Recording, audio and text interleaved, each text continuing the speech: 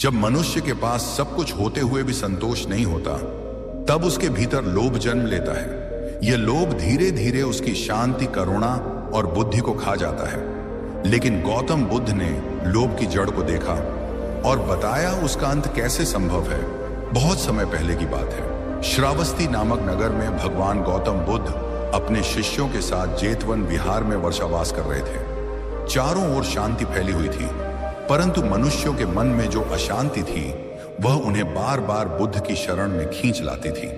हर दिन अनेक लोग अपने दुख और प्रश्न लेकर बुद्ध के पास आते और उनके उपदेशों से मार्गदर्शन पाते। एक दिन एक धनी व्यापारी बुद्ध से मिलने आया। उसके वस्त्रों और आभूषणों से स्पष्ट था कि वह बहुत संपन्न था। उसके साथ कुछ सेवक भी थे जो उसके सामान और उपहार लेकर आए थे। व्यापारी ने विनम्रता से प्रणाम किया और बुद्ध के चरणों में बैठ गया। उसका चेहरा चिंतित था, आंखों में शून्यता थी और मन अशांत। बुद्ध ने उसकी ओर शांत दृष्टि से देखा और धीरे से पूछा, कहो वत्स, क्या बात है जो तुम्हारा मन व्याकुल कर रही है? व्यापारी ने सिर झुकाकर कहा, भगवान, मैं जीवन में बहुत कुछ पा चुका हूं, धन, यश, व्यापार में सफलता, समाज में प्रतिष्ठा, परंतु मेरे भीतर शांति नहीं है। जितना धन मैं कमाता हूं उससे अधिक पाने की इच्छा जगती है। मेरी रातों की नींद उड़ चुकी है। हर पल मुझे डर लगता है कि कहीं मेरा धन लूट न जाए, कहीं मेरा व्यापार डूब न जाए। मैं लोभ से घिर गया हूं भगवान। जानता हूं कि यह लोभ ही मेरे दुहक का कारण है, पर मैं इससे मुक्त नहीं हो पा रहा हूं। कृपा करके मुझे मार्ग दिखाइए। बुद्ध ने उसकी बात ध्यानपूर्वक सुनी। उन्होंने कुछ देर मौन धारण किया, मानो वे उसके हृदय की गहराइयों को पढ़ रहे हों। फिर उन्होंने एक शांत स्वर में कहा, वत्स, क्या तुम जानते हो कि समुद्र का पानी पीने से प्यास नहीं बुझती, बल्कि और अधिक प्यास लगती है? व्यापारी ने थोड़ा चौंक कर कहा, हाँ भगवान, समुद्र का पानी खारा होता है, वह प्यास नहीं बुझा सकता। बुद्ध मुस्कुराए, ठीक वैसे ही लोभ भी है। जितना अधिक तुम लोभ में पड़ते हो उतना ही अधिक तुम्हारी तृष्णा बढ़ती जाती है। तुम सोचते हो कि और धन प्राप्त कर लोगे तो संतुष्टि मिलेगी, पर वह कभी नहीं आती। लोभ एक अग्नि की तरह है, वह जितना अधिक जलती है उतना ही अधिक ईंधन मांगती है और अंत में वह तुम्हें भस्म कर देती है। व्यापारी ने गहराई से यह बात सुनी। बुद्ध ने फिर कहा, वत्स, एक बार एक व्यक्ति एक मृग का पीछा कर रहा था। वह मृग तेजी से भाग रहा था और व्यक्ति उस तक पहुंचने की लालसा में आगे बढ़ता ही चला गया, पर वह नहीं जानता था कि जिस दिशा में वह भाग रहा है वहां गहरी खाई है। मृग तो बचकर निकल गया, पर वह व्यक्ति खाई में गिर गया और मर गया। लोभ भी उसी मृग की तरह है। हम उसके पीछे भागते हैं, यह सोचकर कि उसे पालेंगे तो सुख मिलेगा, पर लोभ की दौड़ हमें विनाश की ओर ले जाती है। व्यापारी की आंखों में नमी आ गई। वह बोला, भगवान, मैं अब समझ गया हूं। यह लोभ ही है जिसने मुझे चैन से सोने नहीं दिया, अपने परिवार से दूर कर दिया और मेरे जीवन की सारी सुंदरता को नष्ट कर दिया। अब मैं जानना चाहता हूं कि मैं इस लोभ से कैसे मुक्त हो सकता हूं। बुद्ध ने उत्तर दिया, मुक्ति का पहला चरण है जागरूकता। जब तुम जान जाते हो कि लोभ तुम्हारा शत्रु है, तभी उसे लड़ सकते हो। दूसरा चरण है दान। जो व्यक्ति देता है वह लोभ से दूर होता है। दान न केवल दूसरों के लिए लाभकारी है, बल्कि यह तुम्हारे भीतर की तृष्णा को भी काटता है। तीसरा चरण है संतोष। जो व्यक्ति संतुष्ट है वह कभी भी असंतोष और लोभ की आग में नहीं जलता। व्यापारी ने सिर झुकाकर कहा, भगवान, मैं प्रतिज्ञा करता हूं कि आज से मैं दान करूंगा, संतोष रखूंगा और अपने मन को शुद्ध करूंगा। कृपा करके मुझे शरण में लीजिए। बुद्ध ने उसे अपने शरण में लिया। उन्होंने उसे ध्यान और विपश्यना का अभ्यास बताया और समझाया कि कैसे वह अपने मन के विकारों को पहचान कर उन्हें दूर कर सकता है। समय के साथ व्यापारी का जीवन बदल गया। अब वह पहले की तरह धन को संग्रह करने की लालसा में नहीं जीता था, बल्कि वह दान करता, साधना करता और समाज की सेवा में अपना जीवन लगाता। उसका चेहरा शांत था, उसकी आंखें निर्मल थीं और उसका मन लोभ की आग से मुक्त हो चुका था।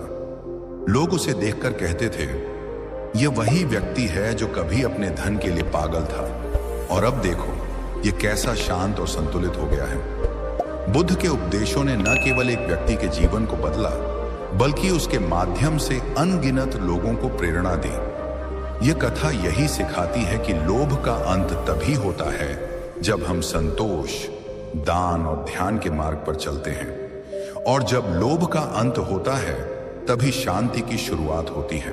व्यापारी ने जेतवन विहार में कुछ दिन बिताने का निश्चय किया। पहले तो उसके मन में संशय था, कैसे वह जो जीवन भर व्यापार की चिंता में डूबा रहा, वह अब साधना, ध्यान और त्याग के मार्ग पर चल सकेगा। पर जैसे जैसे उसने बुद्ध के चरणों में बैठकर उपदेश सुने, उसके भीतर एक अद्भुत परिवर्तन होने लगा। उसके हृदय से जैसे धीरे धीरे बर्फ पिघल रही हो। रात को नींद आने लगी, सुबह मन प्रसन्न रहने लगा। भीतर जो हलचल थी वह थमने लगी थी। एक दिन वह बुद्ध के पास गया और बोला, भगवान, मैंने बहुतों को व्यापार में डूबते देखा है, पर कभी यह नहीं सोचा था कि आत्मा की डूबन उससे कहीं अधिक गहरी होती है। आज जब मैं अपने ही भीतर झांकता हूं तो देखता हूं कि कितनी पीड़ाएं मैंने स्वयं पैदा की थी। तृष्णा, संग्रह, दिखावा। अब मैं एक प्रश्न पूछना चाहता हूं, क्या केवल मैं ही लोभ से पीड़ित था? क्या यह सबके साथ होता है? बुद्ध ने उसे देखा और कहा, वत्स, लोभ केवल तुम्हारा नहीं है, यह संसार की सबसे गहरी जड़ है जो जन्म जन्मांतर की पीड़ा का कारण है। मनुष्य जन्म लेते ही कुछ न कुछ पाने की दौड़ में लग जाता है। खिलौने से शुरू होती है यह दौड़ और फिर संपत्ति, संबंध, सत्ता, सम्मान तक पहुंच जाती है। लोभ न हो तो युद्ध न हो, झगड़े न हो और न ही कोई दुख शेष रहे। परंतु लोभ सूक्ष्म होता है, वह केवल धन का नहीं होता। कभी कभी मनुष्य को दूसरों के प्रेम का, सम्मान का, मान्यता का भी लोभ होता है, और यह लोभ भी उसे उसी तरह बांधता है। व्यापारी अब पूरी तरह ध्यान मग्न होकर बुद्ध की बातों को आत्मसात कर रहा था। उसने पूछा, भगवान, जब हम संसार में रहकर कर्म करते हैं तब कहीं ना कहीं इच्छाएं उत्पन्न होती ही हैं। क्या इच्छा और लोभ एक ही हैं? बुद्ध ने उत्तर दिया, इच्छा और लोभ में उतना ही अंतर है जितना जल और ज्वर में। इच्छा स्वाभाविक है, जैसे एक बीज को अंकुर बनना है, एक मनुष्य को आगे बढ़ना है। पर जब वही इच्छा बिना सीमाओं के, संयम के, हर पल बस और अधिक की मांग करती है, तब वह लोभ बन जाती है। जल जीवन देता है, परंतु जब वह संतुलन खो देता है तो बाढ़ बनकर विनाश करता है। इच्छाएं तब तक सहज हैं जब तक वे विवेक से जुड़ी हैं, परंतु जब विवेक छूट जाए तो वे लोभ का रूप ले लेती हैं। इन बातों ने व्यापारी के हृदय में गहरी जड़ें जमा ली। उसने अब अपने पुराने सेवकों को बुलाया और कहा, हम लौटेंगे, लेकिन अब एक नया जीवन लेकर। यह संपत्ति, यह व्यापार, अब ये साधन बनेंगे सेवा के, न कि कारण होंगे मेरे दुख के। वह नगर लौटा, पर अब वह वैसा व्यक्ति नहीं रहा था जैसा पहले था। उसने अपने व्यापार से अधिकतर लाभ जन सेवा में लगाना शुरू किया।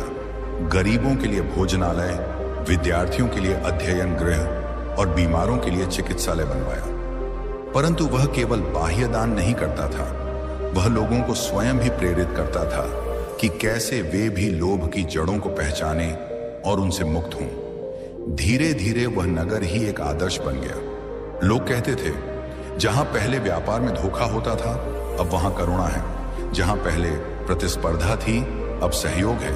ये सब कैसे हुआ? और हर बार उत्तर आता, क्योंकि किसी एक ने लोभ का अंत कर दिया।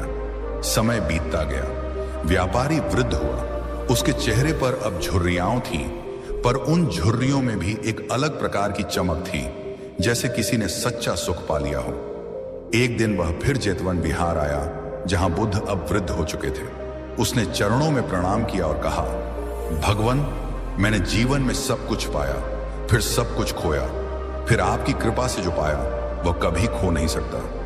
बुद्ध ने शांत स्वर में कहा, वत्स, जो कुछ भी लोभ से मिलता है वह क्षणिक होता है, पर जो त्याग, सेवा और जागरूकता से प्राप्त हो वह शाश्वत है। तुमने लोभ का अंत किया, इसलिए अब तुम वास्तव में जीवित हो। और उस दिन बुद्ध ने सभा में यह घोषणा की, जो लोभ का अंत करता है वही सच्चा गृहस्थ है, वही सच्चा साधक है, वही सच्चा पथिक है। उसके लिए मोक्ष केवल मृत्यु के बाद नहीं, बल्कि इसी जीवन में संभव है। यह कथा केवल एक व्यापारी की नहीं है, ये हर उस व्यक्ति की है जो अपने भीतर की तृष्णा को पहचान कर उससे मुक्त होना चाहता है। गौतम बुद्ध के वचन हमें यह सिखाते हैं कि लोभ का अंत केवल बाहरी त्याग से नहीं बल्कि अंतर की गहराई से होता है, और जब वह होता है तो भीतर एक ऐसा दीप जलता है जो कभी बुझता नहीं।